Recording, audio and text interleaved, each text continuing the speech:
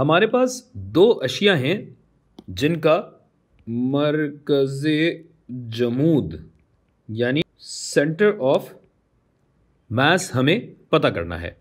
हम ये तो जानते हैं कि मरकज़ जमूद ज़्यादा कमियत वाली शय या ज़्यादा भारी शय के नज़दीक होगा, यानी यहाँ कहीं होना चाहिए, लेकिन कितना नज़दीक होगा ये हमें पता करना है, जिसका फॉर्मूला ये है, यानी हर शय की कमियत को उसके खिसकाव से ज़रब दीजिए और इन सब के हासिल जमा को कमियात के हासिल जमा पे तकसीम कर दीजिए।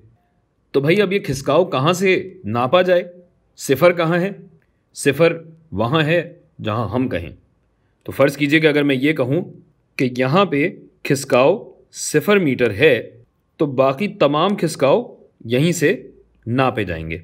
तो ये हो गया आपका x मीटर, जो कि फासला है 0 से लेके सेंटर ऑफ मास तक, जिसको हम कहते हैं XCM।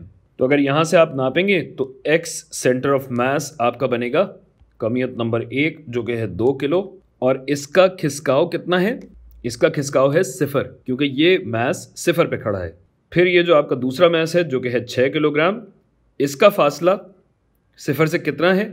ये आपको दिया गया है 10 सेंटीमीटर, तो आप 10 डाल लीजिए और इसको अब हम तकसीम करेंगे कमियात के हासिल जमा पे, यानी 2 जमा 6, गोया ये बना 0 जमा 60 बटा 6 और 2 8, जो कि हुआ 7.5 सेंटीमीटर। और 7.5 कहाँ से? यहाँ से है।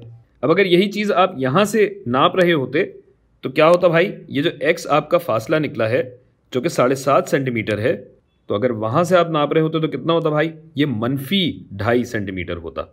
मनफी कब होता? अगर हम इसको 0 कहते।